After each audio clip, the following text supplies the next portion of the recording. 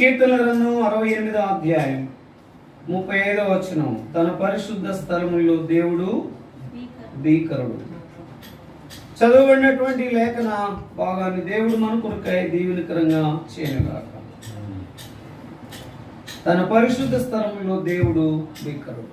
ఆ పరిశుద్ధుడైన దేవుడు ఈ లోకానికి నీ కొరకు నా కొరకు అరుదించి ఆయన నిన్ను జ్ఞాపకం చేసుకుని పాపం అనేటటువంటి దాస్యం అనే కాడి క్రింద నుండి తప్పించేదాని కొరకై, విడిపించేదాని కొరకై యేసు ప్రభువు నీ లోకానికి అరుదించినాడు.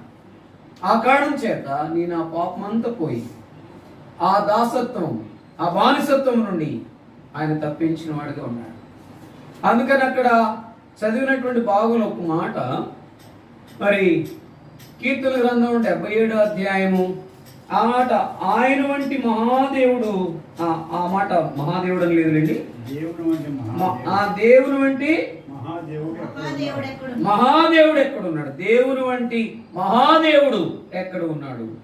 అలాంటి దేవుడు, మహాదేవుడు ఎక్కడా లేడు, ఆ యేసు ప్రభువారు తప్ప. ఆ మహాదేవుడు ఎక్కడా లేడు అనేటటువంటి విధానంలో మనం జ్ఞాపకం చేసుకోవచ్చు. ఒక పాపిని ప్రేమించి, పాపిని పరిశుద్ధునిగా చేసి, పాపిని తనతో పాటు ఉంచుకునేదాని కొరకై ఆ యొక్క ప్రణాళిక చేసిన దేవుడు ఒక్కడే, ఆయనే ప్రభు అయిన యేసుక్రీస్తు వారు.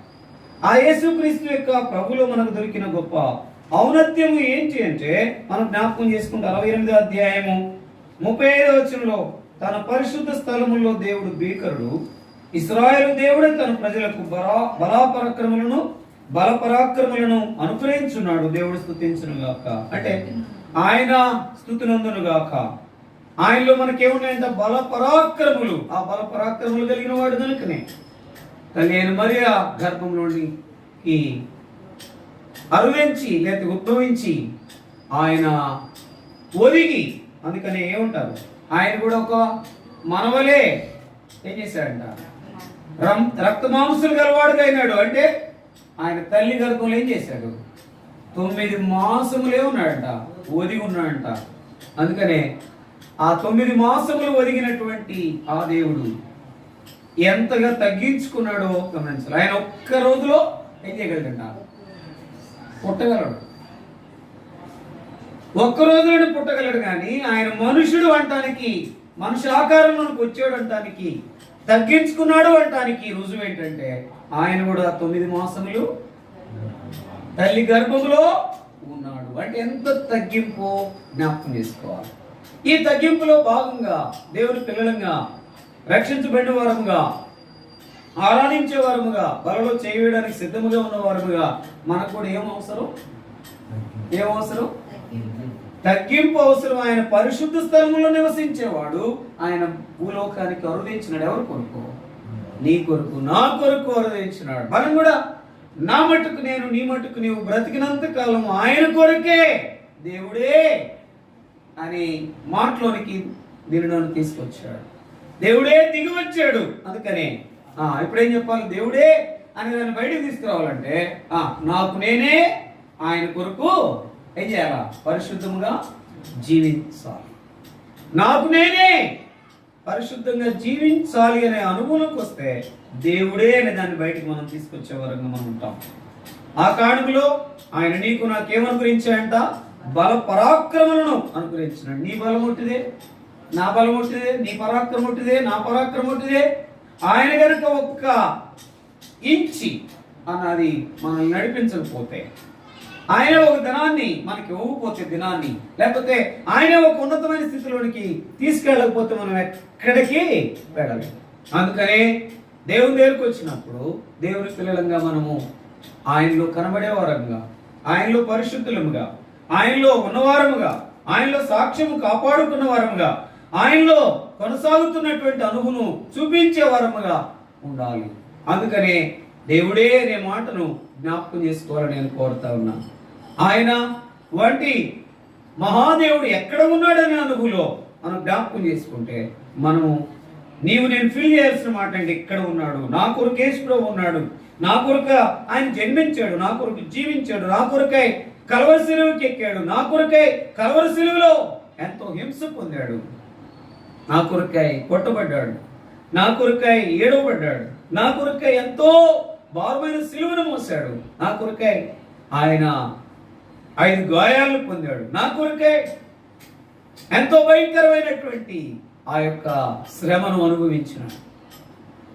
అందుకనే 2021 సంవత్సరంలో 10 నెలలు నేను నన్ను కాపాడుతూ వచ్చినాడు.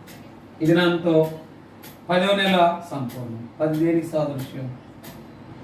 బైబిల్లో 10 దేనికి సాదృశ్యం? ఆజ్ఞకు. ఇంకా దానికంటే కూడా 10 దేనికి సాదృశ్యం అంటే శ్రమకు సాదృశ్యం. అందుకనే 10 దినములు శ్రమ కలుగును అనే మాట మనం చూస్తాం బైబిల్లో. అయితే ప్రియులారా, జ్ఞాపకం చేసుకుంటే 10వ మాసంలో 31 దేనికి సాదృశ్యం? 31 దేనికి సాదృశ్యం? సంపూర్ణతకు, ఫుల్ఫిల్ కి. దాని తర్వాత ఏంటి? దాని తర్వాత పుచ్చుకునే దానికి సిద్ధంగా ఉంటాం. మాక్సిమం 31 అయిపోయిందంటే, ఇదివరకు రోజుల్లో మా నాన్న చెప్పాడు 31 అయిందంటే ఆ 31వ తారీఖునే జీతాలు ఇచ్చేటటువంటి దినాలు కూడా ఉండేయంట. ఆ దినాల్లో 31 అంటే వచ్చిందంటే సంతోషం. ఏంటి 30 వచ్చినా, నెల చివరి వచ్చిందంటే 31 మాక్సిమం. ఎన్ని 31లు వచ్చినాయి? వస్తాయి అసలు 6 31. 30 ఎన్ని వస్తాయి? 5. 28 ఎన్ని వస్తాయి? 1. మొత్తం అన్ని రోజులు ఇది లీఫ్ ఇయరా మామూలు ఇయరా? మామూలు అంటే 365 రోజులు. 65 లీఫ్ ఇయర్ అంటే 66 ఒకటి యాడ్ అవుతుంది, 29 ఉంటుంది ఫిబ్రవరి. అయినా ఈ 365 రోజులు ప్రతి సెకండ్, ప్రతి నిమిషం, ప్రతి గంట, ప్రతి రోజు, ప్రతి వారం, ప్రతి నెల, ప్రతి సంవత్సరం నిన్ను నన్ను కాపాడకపోతే ఈ ఎరుమూలను మనం అందరం వచ్చి ఇక్కడ కూర్చునే వారము 365 days. అందుకనే హాస్పిటల్లో ఒకటి రాసి ఉంటుంది, ఈ 365 is equal to 4 into 7 into 24. 24/7. 7 into 24, 24/7 is equal to 365 days. అంటే 365 రోజులు అవైలబుల్ గా మేము ఉంటాము అని అర్థం. హాస్పిటల్ అంటే అర్థం అది. ఈ హాస్పిటల్కి ఆ బోర్డు చూసిన వాళ్ళందరూ కూడా ఎవరినైనా ఎప్పుడైనా చేర్చుకుంటారు. అక్కడ ఏంటి, ఏ రిస్ట్రిక్షన్ లేదని రాసి ఉంటుంది. కొన్ని హాస్పిటల్ అయితే అత్యవసరమైన కేసులు కూడా, మరొకసారి ఇంకా యాక్సిడెంట్ కేసులు కూడా చేర్చుకుంటామని రాసి ఉంటుంది. ఆ హాస్పిటల్ చూస్తే ముందు ధైర్యం వచ్చేస్తుంది చేర్చుకుంటారు అనేది. ఇది నాలో చాలా హాస్పిటల్కి వెళ్తే చేర్చుకో. ఈ యొక్క అసలైనటువంటి నంబర్ 1 కాలేజీ ఏదంటే, హాస్పిటల్ ఏదంటే దేవుడి మందిరమే.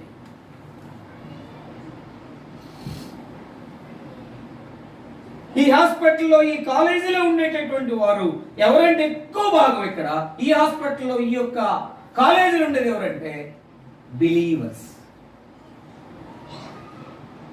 ఈ బిలీవర్స్ లో ఏముండాలో? బిలీఫ్ ఉండాలి. కానీ మనకేముంది? బిలీఫ్ ఉంటేనే మనం రిలీఫ్గా ఉంటాం, లేకపోతే ఏమాత్రం కూడా రిలీఫ్గా ఉండలేము. బిలీఫ్గా ఉంటేనే. ఆ రిలీఫ్ ఉండాలంటే ముందు రియలైజేషన్, కన్ఫెస్ అనే అనుభవం లేకపోతే మనం అంత క్లియర్గా మనం ఉండలేము అనేది. నేను నా జీవితంలో నేను నన్ను జ్ఞాపకం చేసుకుని ఈ స్థితిలో నేను తెస్తే, నీకు నాకు రిలీఫ్ ఉందా? నీకు నాకు రిలీఫ్ ఉందా? నీకు నాకు నిజమైనటువంటి అనుభవం ఉందనేది మనం చెక్ చేసుకుంటే, మనం ఎక్కడ తక్కువ పడి ఉన్నామో చూసుకోవాలి. ఆయన బల పరాక్రములను అనుగ్రహించు వాడు, అనుగ్రహించును అనే మాట ఉంది. అనుగ్రహించున్నాడు, దేవుడి స్తుతి నందును గాక. ప్రియమైనటువంటి వాళ్ళరా, జ్ఞాపకం చేసుకుంటే ఆయన నీ కొరకే నా కొరక కలువరి శిలువలో అంతగా శ్రమ పొంది, జ్ఞాపకం చేసుకుంటే ఏం జవాబిచ్చిందంట? ఆయనలో నీరు లేదని జవాబిచ్చింది ఏంటి? రక్తం లేదని జవాబిచ్చింది ఏంటి? నీరు. ఎందుకు? ఎక్కడ బల్లెముతో పొడిచినప్పుడు ఆయనలో చొక్క కూడా బ్లడ్ లేకపోగా లేదు. బ్లడ్ లేకపోతేనే అర్థంట చివరికి నీరు వస్తుంది. ఆయన నీరు కార్యాంత వరకు నీ కొరకు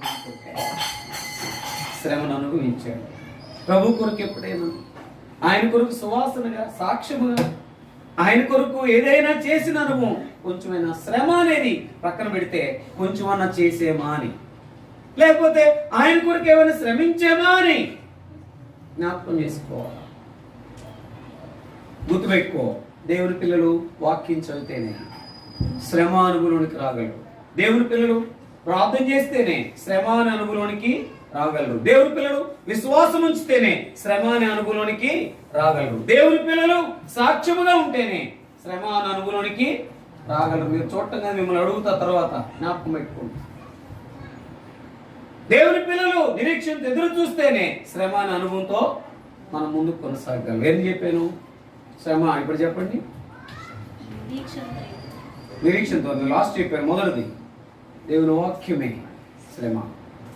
వాక్యం చదివితేనే దీని ప్రకారం జీవించాలని అనుకుంటావు. అప్పుడే నీకేమొస్తుంది? శ్రమ వస్తుంది. ఆయన నిలిచి ఉంటావు. దాని తర్వాత శ్రమ అనే దాంట్లో ఈజ్ ఈక్వల్ ఏంటి? ప్రార్థన. ఎప్పుడు ప్రార్థన చేస్తావో అప్పుడు నీకు ఎక్కువ శ్రమ ఎదురవుతుంది. అయినా దాంట్లో తప్పించే మార్గాన్ని దేవుడు జ్ఞాపకం చేసుకుంటాడు. తర్వాత విశ్వాసం ఉంచితేనే, ఎంత విశ్వాసం ఉంచితే అంత శ్రమలు. అందుకని కొంతమంది అడుగుతారు, ఎంతో దేవుళ్ళు ఉంటున్నాము కానీ మాకు ఎందుకు ఇన్ని శ్రమలు అని. కానీ లోకంలో ఉన్న శ్రమల గురించి ఆలోచిస్తారు కానీ నేను దేవుని కొరకు ఎందుకు వెళ్తలేదు అని అడిగేవాళ్ళు కానీ మీరు ఎవరైనా మీకు అన్న కనపడ్డారా? నేను దేవుల్లోనికి వెళ్ళలేకపోతున్నాను, దేవుల్లో ఉండలేకపోతున్నాను, దేవుల్లో జీవించలేకపోతున్నాను, దేవుని కొరకు బ్రతకలేకపోతున్నాను, దేవుని కొరకు సాక్షాత్తంగా ఉండలేకపోతున్నాను. అందుకని ఒక ఆయన దగ్గరికి చాలా చీట్లు వచ్చినాయంట. చీటీలు అంటే స్లిప్స్ వచ్చినాయంట. మా పిల్లోడికి కాలేజీ సీట్ మంచి చోట రావాలి. దాని తర్వాత మా అమ్మాయికి ఇదివరకు ఇప్పుడు నీట్ వచ్చింది, అప్పుడు నీట్ లేదు. ఎంసెట్ లో మంచి ర్యాంక్ వస్తే మంచి చోట వచ్చేది ర్యాంక్ బట్టి. ఇంకా ఇంకొక మాటలో చెప్పాలంటే ఇది కూడా లేనప్పుడు, నాకు తెలిసి ఇంకా ఎంసెట్ లేనప్పుడు ఇంటర్మీడియట్ లో వచ్చినటువంటి గుడ్ మార్క్స్ ను బట్టే, మెరిట్ ను బట్టే మెడిసిన్ కానీ లేకపోతే ఇంజనీరింగ్ కానీ సీట్ పొందినట్టు నాకు తెలుసు. నా ఫ్రెండ్స్ కూడా అలాగా పొందారు. ఎంసెట్ లేదు అప్పుడు. జ్ఞాపకం చేసుకుంటే ముందు ఇంటర్మీడియట్ మార్క్స్ ని బట్టే ఉద్యోగం ఇచ్చారు, ఇంటర్మీడియట్ మార్క్స్ ని బట్టే ఇంజనీరింగ్ అంటే ఎంసెట్ సీట్ ఇచ్చారు, మెడిసిన్ సీట్ ఇచ్చారు. అయితే జ్ఞాపకం చేసుకునే మాట ఏంటంటే ప్రభు దగ్గరికి వచ్చినప్పుడు మనము కొంచెమైనా శ్రమ అనుభవించే వారంగా ఉండాలి. అప్పుడు నీవు ఖచ్చితమైన ఫలితాన్ని చూస్తావు. 31వ తారీఖు వస్తే ఎంత సంతోషిస్తామో. ఇప్పుడు టీచర్స్ ఉన్నారు మన దగ్గర, రిటైర్డ్ అయిన వాళ్ళు 1 అవుట్ ఆలస్యం లేకపోతే 5 లోపల, నీకు ఎంత ఇష్టమైన పరిస్థితి వచ్చినా 5 దాకా కూడా ఉండవు. కోటేశ్వరం మాకు ఎప్పుడన్నా 5 దాకా ఉందా మీ పెన్షన్? ఒకటే పడిపోయిందిగా అనుకుంటా ఉంటారు. ఎవరు? టీచర్స్ కానీ లేకపోతే ఉద్యోగస్తులు కానీ. మరి ముఖ్యంగా టీచర్లకు పడినంత పర్ఫెక్ట్ గా ఎవరికి పడతారు? జీతం కానీ పెన్షన్ కానీ. మరి నాకు కూడా ఇది ప్రశ్న ఉండదు, టీచర్లకే అంత పర్ఫెక్ట్ గా ఎందుకు పడుతుందబ్బా?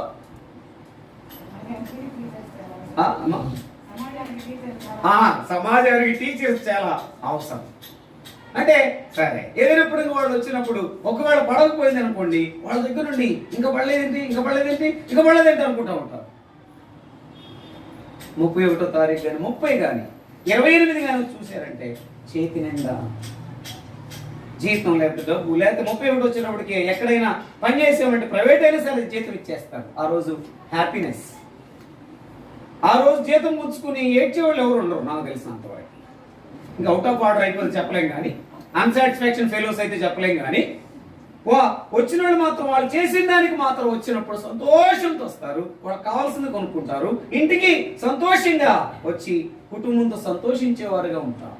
అయితే ఇక్కడ తలంపు ఏంటంటే, దేవుడు నాకు ఇచ్చినటువంటి తలంపు ఏంటంటే, ఆయన ఎలాంటి వాడంట? తన పరిశుద్ధ స్థలం దేవుడు భీకరుడు. ఇశ్రాయేలు దేవుడే తన ప్రజలకు బలపరాక్రమను అనుగ్రహించాడు. ఆయన బలపరాక్రమను అనుగ్రహించేటప్పుడు ఆయన కొరకు మనం ఎలాగా ఉండాలో జీవించాలి, ఆయన కొరకు శ్రమ పడాలి, ఆయన కొరకు సాక్షాత్తుగా ఉండాలంటే ఒట్టిగా రాదు.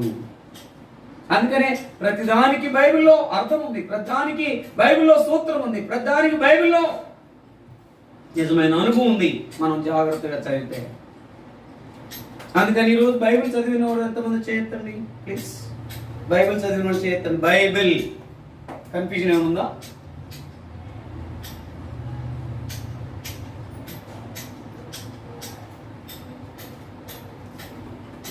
అక్క నీకు చదువు రాదా?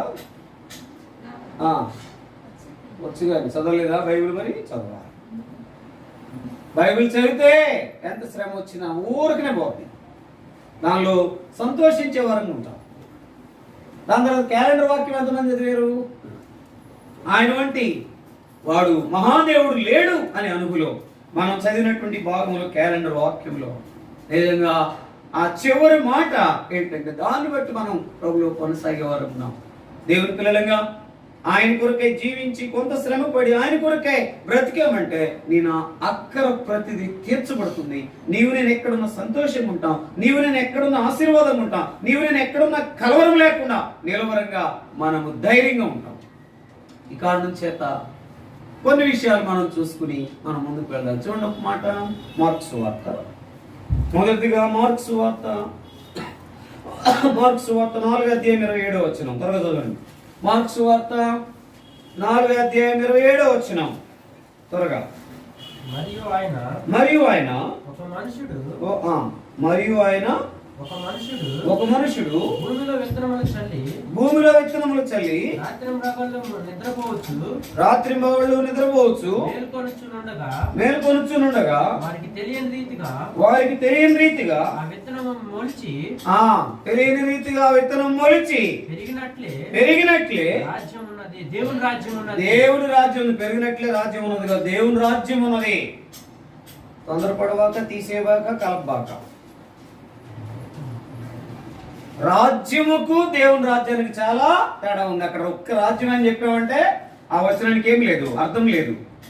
దేవుని రాజ్యము ఉన్నది కాబట్టి అక్కడ ఏముంది? అక్కడ నీవు నేను ఎదిగేటటువంటి అనుభూలు ఉండాలంటే ఒక విత్తనాన్ని పోలిన వారముగా మనం ఉండాలి. విత్తనము మంచి విత్తనం ఏమవుతుందంటే అక్కడ ఉంది. అక్కడ అదేమైందంట? ఫలించి. కాబట్టి దేవుని కొరకే దేవుడే ఫలఫలాక్రమను అనుగ్రహించేటటువంటి వాడుగా ఉన్నప్పుడు ఆ దేవుళ్ళు మనం ఉన్న వారంగా మనం ఫలించే వారంగా ఉండాలి. దాని కొరకే యాజ్ ఎ సీడ్, ఒక విత్తనం వల్ల మనం ఫలించే వారంగా మనం ఉండాలి. మంచి విత్తనం ఖచ్చితంగా మొలుస్తుంది, ఫలిస్తుంది. దాంట్లో అనుమానం మొలిచిందంటే అది ఫలిస్తుంది, ఎదుగుద్ది. అంటే ఒక దేవుని బిడ్డ, దేవుల్లో ఉన్నటువంటి వ్యక్తి ఎలాంటి కండిషన్ లో ఉన్నా ఏం చేస్తాడు? ఎదిగేవాడుగా ఉంటాడు. ఎన్ని ఉన్నా లేకపోయినా నా దేవుడు ఉన్నాడు, దేవుడే అనే అనుభూలు మనం ఏం చేయొచ్చు? ఎదగొచ్చు. ఎదగొచ్చు అంటే బ్రతకొచ్చు. దేవుని పెట్టుకుని మనం ఏం చేయొచ్చు? నిశ్చింతగా బ్రతకొచ్చు. కొన్నిసార్లు డబ్బులు ఉండకపోవచ్చు, కొన్నిసార్లు జీతం రాకపోవచ్చు, కొన్నిసార్లు శ్రమలు రావచ్చు, నిందలు రావచ్చు, బాధలు రావచ్చు, అనుకున్నా జరగకపోవచ్చు. దాని తర్వాత మనం అడిగింది దేవుడు ఇవ్వకుండా కొంత ఆలస్యం చేయొచ్చు. అయితే అలాంటి పరిస్థితుల్లో కూడా మనం ఎదిగేటటువంటి స్థితిలో ఉన్నామంటే అది ఎంతో మనకు ఒక దినాన ఖచ్చితమైనటువంటి రిజల్ట్ మనం చూస్తాం. అంటే ఎదిగేటటువంటి స్థితి విత్తనం ఏం చూపిస్తా ఉందంటే నావలే ఎదుగు. విత్తనం ఎవరికి సాదృశ్యం? ఎవరికి? యేసుకా. వాక్యానికి సాదృశ్యం. ఆ వాక్యము నిజంగా ఒక మాటలో జ్ఞాపకం చేసుకుంటే దేవుని యొక్క వాక్యానికి సాదృశ్యం. ఆ వాక్యం ఉన్నటువంటి ప్రతి వారు ఎదిగేవారుగా ఉంటారు. దేవుళ్ళు ఉన్నవారు ఎదిగేవారుగా ఉంటారు, ఒక విత్తనం వలె. అందుకనే ఆ యొక్క అనుభవం ఇంగ్లీష్ బైబిల్లో ఒక మాట ఉంది. ఆ యొక్క విధానములు ఏంటంటే స్టీడీనెస్ అని ఉంది అన్నమాట. అంటే కంకార్డెన్స్ బైబిల్లో స్టీడీనెస్ అంటే ఎదిగేటటువంటి అనుభవం. ఈ యొక్క ఉదయకాల సమయంలో దేవుని పిల్లలంగా మనం ఎదుగుతున్నామా? దేవుని పిల్లలంగా ఆయనలో మనం ఉంటున్నామా? అందుకని పరీక్షించుకో. ఎన్నో పర్యాయాలు నీ వాక్యాన్ని బట్టి, నీలో ఉన్నాననే అనుభవాన్ని బట్టి ఎదగలేకపోతున్నాను, లోకముగా ఎంత ఎదిగిపోయాను. అందుకనే వాళ్ళు అంటారు ఎదిగిపోతున్నారు, వాళ్ళు అంటారు కదా. ఎవరిని చూసి? దేని చూసి నన్ను ఎదిగిపోతున్నారు? వాళ్ళు ఇంకా ఏం ఎదిగిపోతున్నారు. జ్ఞాపకం చేసుకుంటే మన జీవితంలో ఎదుగుదల మొట్టమొదట. అందుకని ఒక వాక్యం చదివాం కదా, యోహాను రాసిన మొదటి పత్రిక 4:17 ఒక మాట చదవండి. అపోస్తుల కార్యములు 19:20 ఒక మాట చదవండి. అపోస్తుల ఇంత ప్రభావంతో ప్రభువు వాక్యము ఏంటంటే ప్రభావమై ప్రబలమై వ్యాపించెను. ప్రభు వాక్యము, దేవుని వాక్యము. అందుకని ఎక్కువగా 2వ వర్తమానంలో దేవుని వాక్యం గురించి అనే మాట ఒక్కటి తీసుకొస్తా ఉన్నా. దేవుడు మాట్లాడుతూ ఉన్నాడు. వాక్యం, ప్రభు వాక్యం ప్రబలమవుతున్నది. దేవుని వాక్యమే ప్రబలమయ్యేటటువంటి స్థితిలో నీవు నేను ఉంటే ఆ యొక్క విత్తనం వలె ఎదుగుయేటటువంటి అనుభవం మనలో కనబడాలి. అంటే శారీరకం కంటే కూడా, అందుకనే ఎదగడం అంటే శారీరకంగా బాగున్నామని చెబుతారు. దాని తర్వాత ఆధ్యాత్మికంగా బాగున్నామని చెప్పరు ఎవరు కూడా, ఆర్థికంగా బాగున్నామని చెబుతారు, ఫినాన్షియల్ గా. అందుకనే వారు ఎదిగిపోయారు భలే అంటారు. కానీ ఇప్పుడు వారి సంగతి ప్రక్కన పెడితే మనం దేవుని పిల్లలము, ఆరాధికులం. అబ్బా ఏమో డిస్టర్బెన్స్ అసలు కదలకుండా ఉండదు.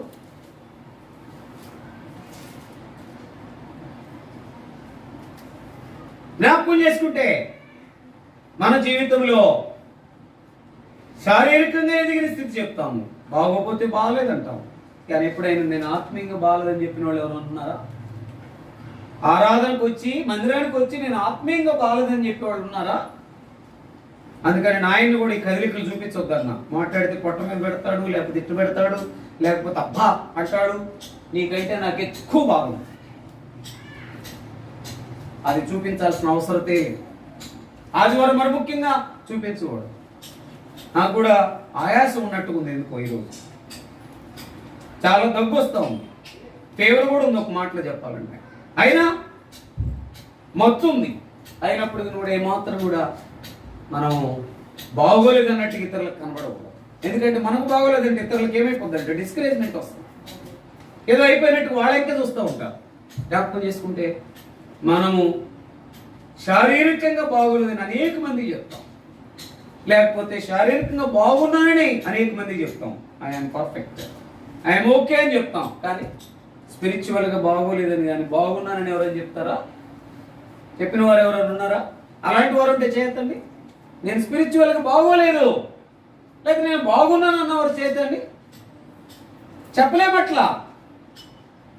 పిల్లరా, దేవునిలో దేవుని పిల్లలను ఆరాధించడం అనేది, బలలో పాల్పంపులు పొందడం అనేది చాలా ప్రాముఖ్యమైన విషయం. కానీ మనం పరీక్షించుకోవడం అనేది, నేను ఆధ్యాత్మికంగా ఎదగలేకపోతున్నాను, దానికి కారణం ఏంటంటే వాక్యం ఎడల సరైనటువంటి ఆసక్తి లేకపోవడం, చదవలేకపోవడం.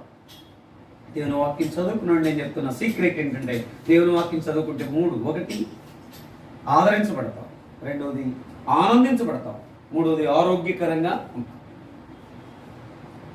దేవుని వాక్యం చదవలేదంటే ఈ స్థితి నీకు ఉండదు. ఒకవేళ నువ్వు చెప్పినా అది నువ్వు పొందలేవు, పైకి చెప్పడమే.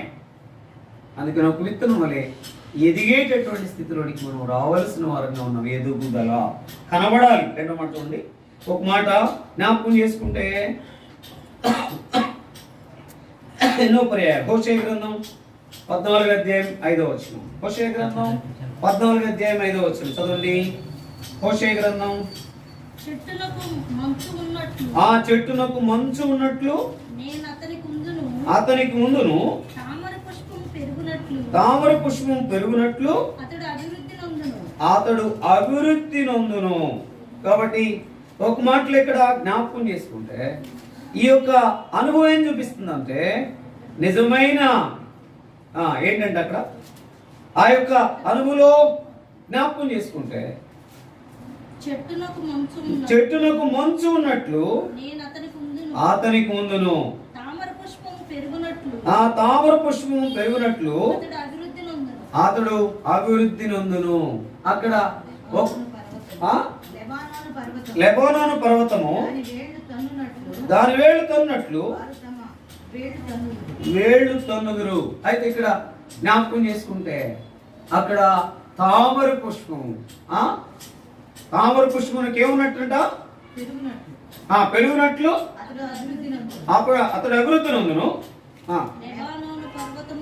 కాదు కాదు, అక్కడ మంచు ఉన్నట్లు అనేటటువంటి మాట. చెట్టునకు మంచు ఉన్నట్లు అంటే ఇక్కడ తామర. ఇక్కడ ఇంగ్లీష్ బైబిల్లో రాయబడి ఉంది లిల్లీ అని రాయబడుతూ వచ్చింది. జ్ఞాపకం చేసుకుంటే నిజమైనటువంటి అనుభూలో మనం చూస్తే ఇక్కడ వల్లి అనేటటువంటి మాట కూడా అక్కడ రాయబడుతూ వచ్చింది. జ్ఞాపకం చేసుకుంటే హోషే గ్రంథం 14వ అధ్యాయము 5వ వచనము 6వ వచనం కూడా చదవండి. అతని కొమ్మలు విశాలముగా పెరుగును, అతని కొమ్మలు విశాలముగా పెరుగును, ఒలీవ చెట్టులకు కలిగినంత సౌందర్యము, ఒలీవ చెట్టునకు కలిగినంత సౌందర్యము అతనికి కలుగును. అతనికి కలుగును. కాబట్టి ఇక్కడ తామర పుష్పము, ఒలీవ చెట్టు అనేటటువంటి మాట మనం చూస్తాము. కాబట్టి అక్కడ జ్ఞాపకం చేసుకుంటే అక్కడ ఏంటంటే నిజముగా అనుభవం ఏం చూపిస్తుందంటే ఆ తామర, ఆ ఒలీవ అనేది చూపిస్తుందంటే నిజమైన ఆ యొక్క తగ్గింపు, ఆ దీనత్వం అనేది జ్ఞాపకం చేసుకుంటే అక్కడ హంబుల్నెస్, దాని తర్వాత నిజమైనటువంటి ఒబే అనేది మన జీవితంలో కనబడాలి. ఎదుగుదల, ముందు ఎదుగుదల అనేటటువంటి అనుభవం ఉండాలంటే మన జీవితంలో దేవుని వాక్యం.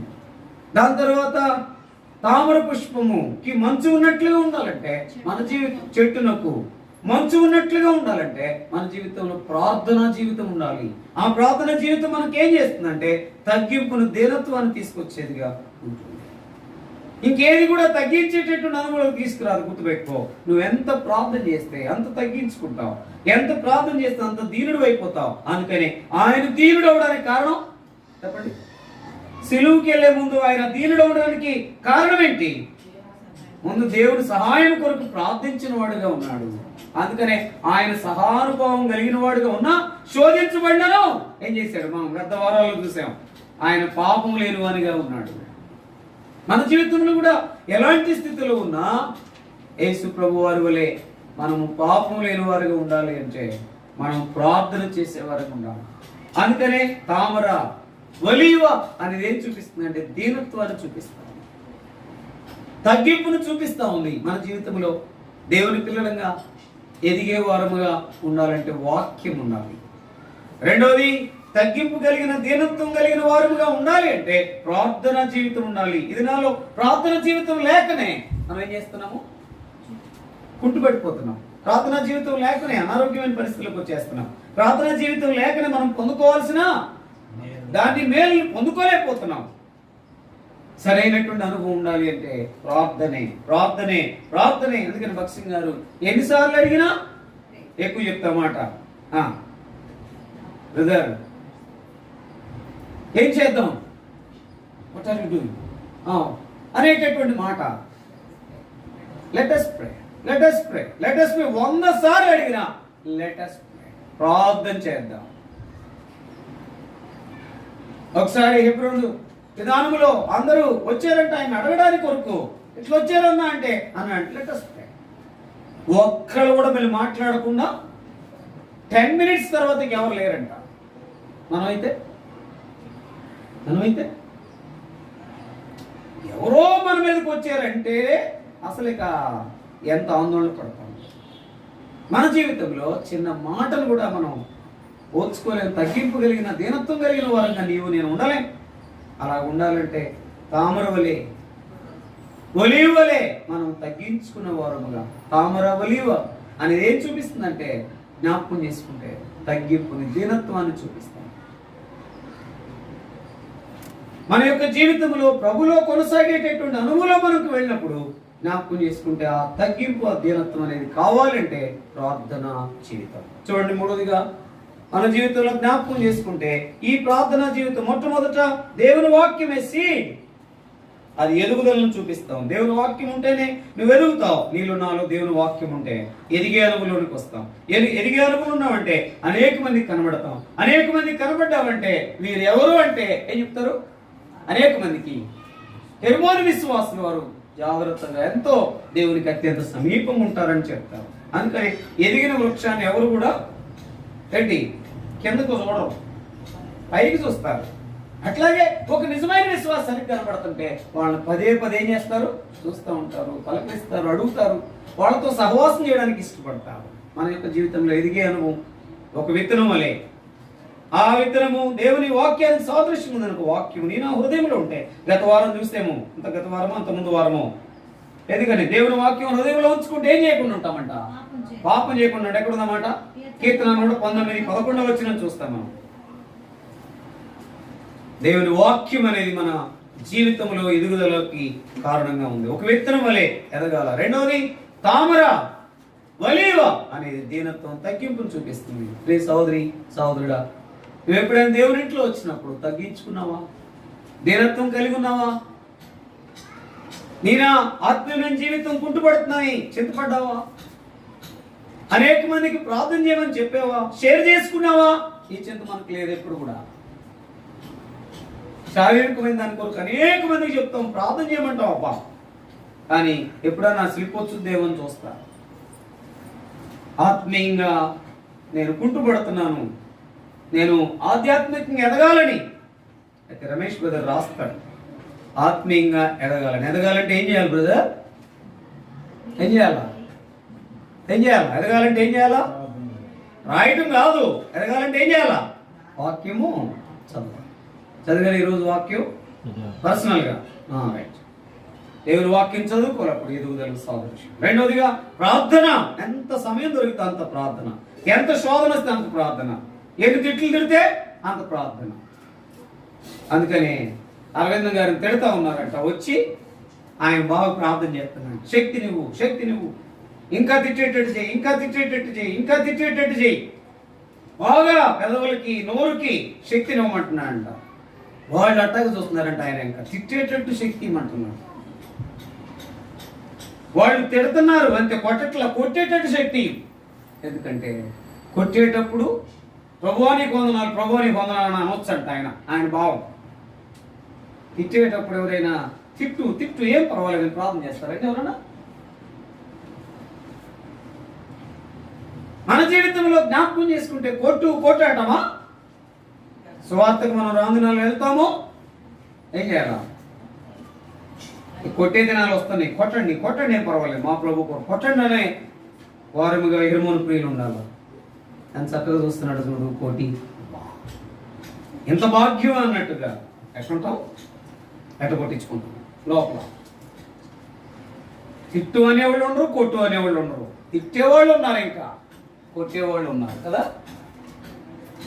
అందుకని ఈ యొక్క సహవాసంలో వాక్యం అనేది బయటికి రావట్లా, ప్రార్థన అనేది బయటికి రావట్లా, విశ్వాసం అనేది బయటికి రావట్లా, నిరీక్షణ అనేది బయటికి రావట్లా, ప్రభు కొరకు సాక్ష్యం అనే మాట బయటికి రావట్లా. మాట్లాడితే ఏం చేస్తున్నారు?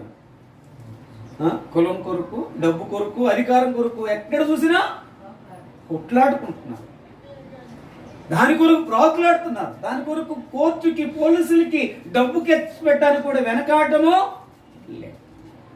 పిల్లరా, మన జీవితంలో ప్రభు కొరకు ఎదిగే వారంగా మనం ఉంటాం.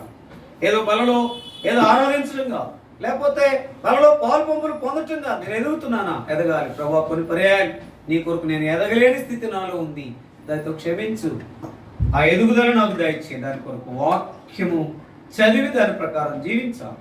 ప్రార్థన చేయలేకపోతున్నా, ప్రార్థన పూర్ణాలుగా ఉన్నట్లుగా నన్ను సిద్ధపరచు అని చెప్పాలి.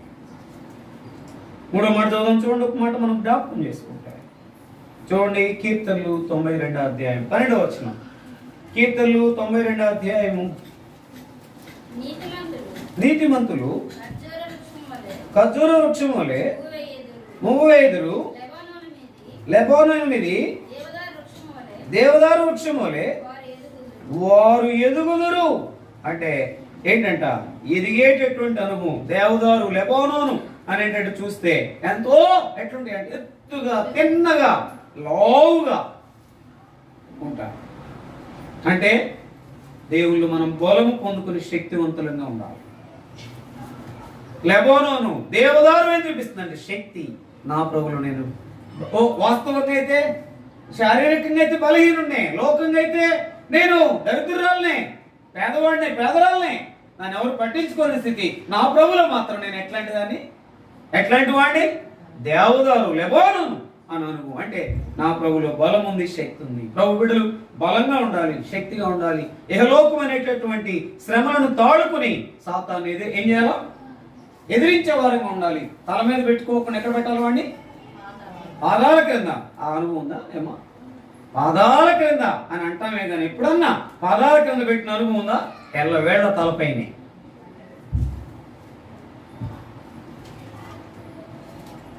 దేవుని వాక్యాన్ని అందుకుంటాం కాదు, చెప్పడం కాదు, నేనైనా నీవైనా దాని ప్రకారం శక్తి, బలం పొందుకునే వారంగా ఉండాలి. దేవదారు, లెబానోను శక్తిని చూపిస్తుంది. విత్తనము ఎదుగుదలను చూపిస్తుంది. తామర, దాని తర్వాత ఒలీవ అనేది దీనత్వం తగ్గింపును చూపిస్తా ఉంది. ఎదిగేటటువంటి స్థితి, బలం పొందుకునే స్థితి, శక్తి పొందుకునే స్థితిగా మనం ఉన్నాం. మనం ఉండాలి. అలా ఉన్నామా? శక్తిహీనులుగా ఉంటున్నాం, బలం లేని వారంగా ఉంటున్నామా? ఏముంది మాకెవరు లేరని చెప్పేవారంగా ఉండొద్దు. మనం, నా ప్రభు ఉన్నాడు, నాతో ఉన్నాడు, నా ప్రభువే నన్ను నడిపిస్తాడు, మమ్మల్ని నడిపిస్తాడు, మా కుటుంబాన్ని నడిపిస్తాడు, నన్ను నడిపిస్తాడు, నా కుటుంబాన్ని నడిపిస్తాడు, నా సంఘాన్ని నడిపిస్తాడని అనుభవం ఉండాలి. అందుకని మన జీవితంలో ఆ బలము, అందుకనే ఆ ఇంగ్లీష్ బైబిల్ ఒక మాట ఉంది, in strength in the Lord. దేవుల్లోనే మన బలము, ఆయనలో మనం ఉన్నామంటే నిజమైన బలం పొందుకుంటాము అనేది మన జీవితంలో అది కలిగిన వారముగా మనం ఉండి మనం ముందుకు వెళ్ళే వారంగా ఉండాలి. అందుకని ఒక మాట చదవండి.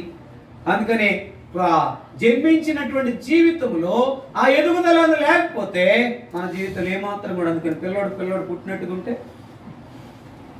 పిల్లోడి దగ్గరికి అసలు ఎవరు వెళ్ళరంట, తల్లి కూడా పోదంట. వాడు పుట్టినట్టుగా ఉన్నాడంటే ఏడవట్లేదు, నవ్వట్లేదు, రెండూ లేవు, ఎదగట్లేదు. ఒక నెల రోజులు వాడు అట్లాగే ఉన్నాడంటే తల్లి కూడా ఏం చేయదు, వెళ్ళదు. అంటే పుట్టినవాడు ఏం చేయాలి? ఎదగాలి. అందుకని మనం పాలు తాగేటటువంటి స్థితిలో ఉండకూడదు. ఏం చేయాలా? 6 నెలలు పాలు ఇచ్చిన తర్వాత 6వ నెలలో ఇది కూడా విశ్వాసులని చెప్పుకుంటారు కానీ 6 నెలలో పర్వతం, 6వ రోజు అన్నప్రాసన. బయట వాళ్ళు చేశారంటే అర్థం ఉంది తెలియక, కానీ మనం కూడా తెలియనన్ని ఆచారాలు, పేరుకే భక్తులు అన్నీ ఉంటాయి మనలో. వాళ్ళు ఉన్నారంటే వాళ్ళకి చెప్పే స్థితిలో మనం ఉండాలి తప్ప అన్ని మనం చేసే స్థితిలో ఉండకూడదు. కదిలితే మెదిలితే ప్రార్థన, కదిలితే మెదిలితే ఆరాధన, కదిలితే మెదిలితే మందిరం, కదిలితే మెదిలితే విశ్వాసం. కానీ ఈ విశ్వాసాలు అన్నీ ఉంటాయి అని చెప్పుకునే విశ్వాసాలు ఎరుమనోళ్ళు ఉండవు. చాలాసార్లు చెప్పలేని స్థితి అయితే ఎట్టంటే మరి ఎట్లాగయ్యా వెళ్ళాలి కదా, కొంచెం పోకపోతే చాలా కష్టం, పేరు కదా, లేకపోతే ఆప్తులు కదా. అందుకని భక్సింగ్ గారికి మామూలుగా సేవలో ఉన్నప్పుడు అమ్మ చనిపోయిందని లేదంట. అమ్మ చనిపోతే అమ్మను పడేసేవాడు చాలా మంది ఉంటారు. ఇక్కడ నీకు ఇచ్చిన పని ఏమవుతుంది అని పంపించలేదంట, తల్లి చనిపోయినా పంపించలేదంట. వీళ్ళరా మన జీవితంలో ఏదో విశ్వాసులుగా అనేది కాదు, కొంచెమైనా క్రైమ్ చెల్లించి ఎదిగే వారంగా ఉండాలి. దాని తర్వాత దీనత్వం తగ్గింపు కలిగిన వారంగా ఉండాలి. దీని కొరకై ఆ బలము శక్తి కావాలంటే ఏం కావాలి? నా ప్రభు నాకున్నాడా లేదా నేను తీసుకొస్తుంది బయటకు విశ్వాసం ఉండాలి. విశ్వాసయుతమైన ప్రార్థన రోగిని స్వస్థపరిచేదిగా ఉంటుంది. అందుకనే ఆ యొక్క విశ్వాసం అనేది మన జీవితంలో కనబడాలి. వారు విశ్వాసులు, వాళ్ళు తొణకరు, వాళ్ళు భయపడరు, వారు దిగులు పడరు, వాళ్ళు చింతపడరు, వారు దేవుని మీదే ఆధారపడతారు.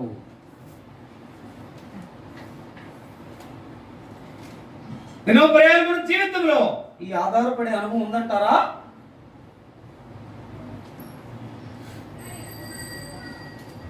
మన జీవితంలో జ్ఞాపకం చేసుకుంటే పిల్లలు ఒక మాట, 4వ మాట ఒక మాట చూసుకుని మనం ముగిద్దాం. చూడండి, ఒక మాట జ్ఞాపకం చేసుకుంటే హోషేయ గ్రంథం 14:7 ఒక మాట చదవాలి. హోషేయ గ్రంథం అతని నీడయందు నివసించువారు మరలి వత్తురు, ధాన్యము వలె వారు తిరిగి మొలుతురు, ద్రాక్ష చెట్టు వలె వారు వికసింతురు. ఇప్పుడు ద్రాక్ష చెట్టు వలె వారు ఏం చేస్తారంట? వికసించేవారు. లెబానోను ద్రాక్షరసము వాసన వలె వారు పరిమళింతురు. అంటే ఒక మాట వికసింతురు, అదే సమయంలో పరిమళింతురు. ఇప్పుడు వికసించే అనుభవం మనలో ప్రభులో మన దగ్గర ఉంది అంటే ఏంటంటే మనలో ఏముండాలా? పరిమళించే అనుభవం ఉండాలంటే ఏముండాలా? నిజమైన విశ్వాసులుగా మనము ప్రభులో ఉండి అనేక మందికి కనబడాలా. అందుకనే మనము దేవుని సన్నిధిలో ఒకడు క్రొత్తగా జన్మించితే గాని వాడు దేవుని రాజ్యంలో ఎక్కడుందన్నమాట. ఒక మాట చూడండి, మనం ఒక మాట చదువుకుంటే యోహాను సువార్త 3:7 ఒక మాట చదవండి. ఒకడు క్రొత్తగా జన్మించాడంటే మత్తయి సువార్త 3 మనం చూస్తాం. ఇక్కడ మాత్రం యోహాను సువార్త 3:7 చదవండి ఒక మాట. మీరు క్రొత్తగా జన్మింపవలనని నేను మీతో చెప్పినందుకు ఆశ్చర్యపడవద్దు. క్రొత్తగా జన్మింపవాలని మీతో చెప్పినందుకు క్రొత్తగా జన్మించాను. ఎప్పటికప్పుడే క్రొత్త. మీరు కొత్తగా జన్మించాను. అసలు కొత్తగా జన్మించిన వాళ్ళు ఎట్టుంటారు? పుట్టిన వాళ్ళు ఎట్లా క్రొత్తగానే ఉంటారు. అంటే నిజమైన అనుభవంలోనికి వచ్చిన వారు ఎట్టుంటారో ఆత్మీయమైన సౌందర్యం కలిగి, ఆత్మీయమైన ధైర్యం కలిగి, ఆత్మీయమైన అంతస్తు కలిగి, ఆత్మీయమైనటువంటి నిరీక్షణ కలిగిన వారంగా మనం ఉంటాం. వీళ్ళరా జ్ఞాపకం పెట్టుకు ఉదయకాల సమయంలో. అందుకనే ఆయన నీకు నాకు బల పరాక్రములను అనుగ్రహించే దేవుడు. ఆయనలో నీవు ఉన్నావు కనుక నీవు నేను పరీక్షించుకుని యోగ్యమైన రీతిలో బలలో చేయి వేసేదానికి కొంచెమైనా శ్రమ పడాలి.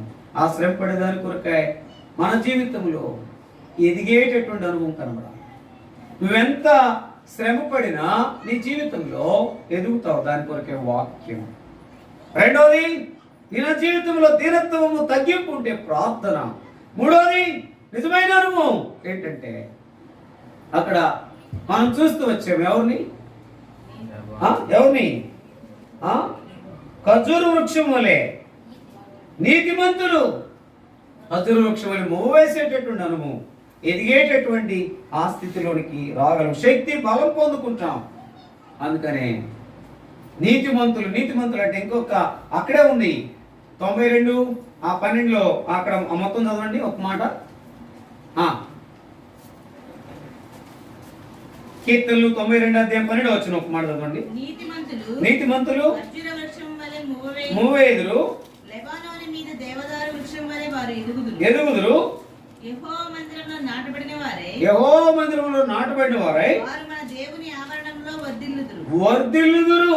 అంటే ఈ యొక్క మాటలోనికి వర్ధిల్లే అనుభవం, ఎదిగేది, బలం పొందుకునేది, నిజమైన అనుభవం.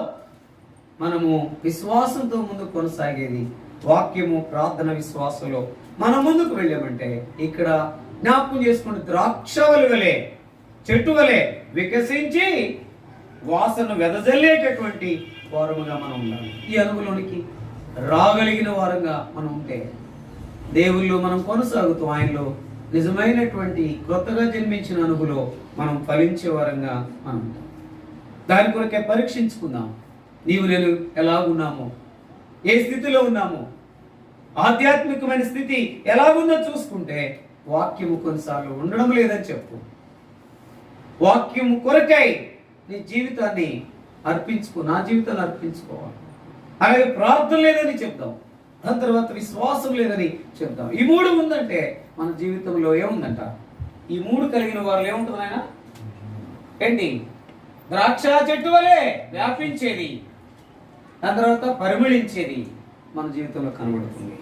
దాని కొరకైనటువంటి విధానంలో ఆ మాట చూసుకుని మనం ముగించుకుంటాం. చూడండి, రోమిలకు రాసిన పత్రిక 1:17 రోమిలకు రాసిన పత్రిక 1:17 ఒక మాట చదవండి.